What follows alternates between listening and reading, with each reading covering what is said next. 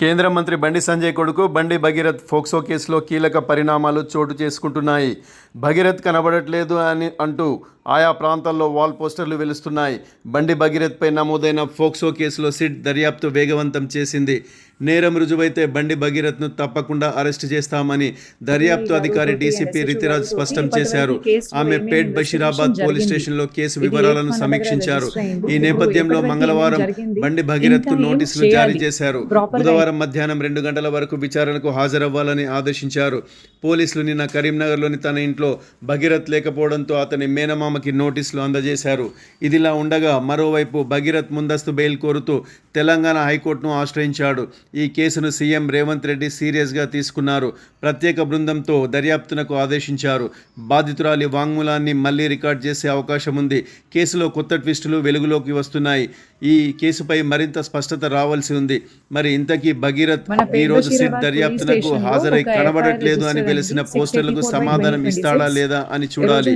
భగీరథ్ హాజరైనా హాజరు కాకపోయినా భగీరథ్ అరెస్టు మాత్రం తప్పదు అని తెలుస్తుంది. ఇప్పుడు మన ఏసీపీ గారు తోటి అండ్ ఎస్హెచ్ఓ గారు తోటి ఇప్పటివరకు కేసులో ఏమేమి ఇన్వెస్టిగేషన్ జరిగింది, ఇది 8th మన దగ్గర రిజిస్టర్ అయింది. ఇప్పుడు ఇప్పటివరకు ఏమేమి జరిగింది, ఇంకా ఏం చేయాలి ప్రాపర్గా ఇన్వెస్టిగేషన్ చేయడానికి అన్ని మేము డిస్కస్ చేశాము. ఒక ప్లాన్ ఆఫ్ యాక్షన్ డ్రాఫ్ట్ చేశాము. అదే ప్రకారంగా రేపు కూడా ఇది కంటిన్యూ అవుతుంది. విక్టిమ్ స్టేట్మెంట్ ఆల్రెడీ ఒకసారి రికార్డ్ అయింది, అది కూడా నేను చదివాను.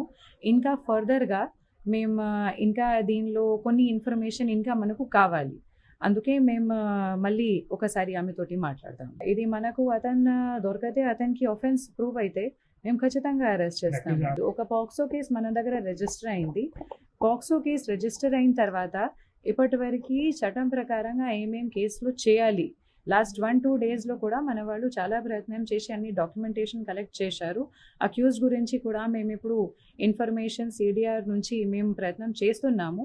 మనకు దొరికితే అతన్ని మేము ఖచ్చితంగా పట్టుకుంటాం. నా కోసం ఇది మన పోలీస్ స్టేషన్లో ఒక పాక్సో కేసు రిజిస్టర్ అయింది.